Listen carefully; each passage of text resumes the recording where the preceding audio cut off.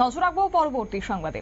উত্তর ত্রিপুরা জেলার police super তৎপরতায় উদ্ধার হয়েছে বার্মিজ সিগারেট এবং সেই সঙ্গে এও জানা গেছে যে গতকাল অর্থাৎ ২৬ মার্চ রাত আনুমানিক 11:30 নাগাদ একটি গাড়ি দ্রুত গতিতে রাজনগর হয়ে কৈলাসহরের দিকে যাচ্ছিল। সেখানে জেলা মোবাইল পেট্রোলিং এ উপস্থিত ছিলেন অতিরিক্ত জেলা পুলিশ সুপার জেরি মিয়া ডার্লং এবং ওনার গাড়িটিকে দেখে সন্দেহ হয় গাড়িটিকে সিগন্যাল দিয়ে আটক করানোর চেষ্টা করে এবং সেক্ষেত্রে জানা গেছে সিগন্যালকে অমান্য করে TR05G0363 নম্বরের একটি গাড়ি নাকা পয়েন্টের গেট ভেঙে যুবরাজনগর বিধানসভা কেন্দ্রের অন্তর্গত রাজনগর গ্রামের গোশালার দিকে গাড়িটি দ্রুত গতিতে পালিয়ে যাবার সময় নিয়ন্ত্রণ হারিয়ে একটি বাসের ঝোপে গিয়ে ধাক্কা খেয়ে উল্টে যায়। আর তখনই গাড়ির চালক পালিয়ে যায়। যদিও খবর দেওয়া হয় ধর্মনগর থানায় এবং থানা থেকে বিশাল পুলিশ বাহিনী ছুটে যায় ঘটনাস্থলে। পুলিশ আধিকারিকদের মধ্যে ছিলেন সোলেমান রিয়াং, বিশ্বজিৎ দাস, বিশ্বাস সাহা সহ অন্যান্য পুলিশ কর্মীরা। কি রয়েছে বক্তব্য শুনুন।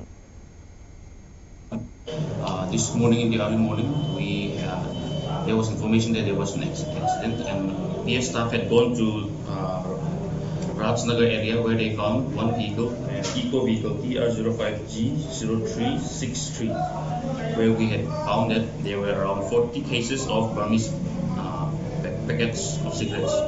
In 40 cases, some of the cases have been opened, some of the packages were opened. And regarding this incident, there was also another vehicle was detained. This is an MZ01B6718, and 2 persons were detained on suspicion, though it has not been established whether they are involved or not, but it is being questioned. And the actual driver of the eco vehicle had escaped because after the accident he had escaped. So there is no. The vehicle was taken to PS. Now we have inquiries going on whether the involvement is there between the 2 persons who have been detained. Thank you. Sir, মালগুলো কি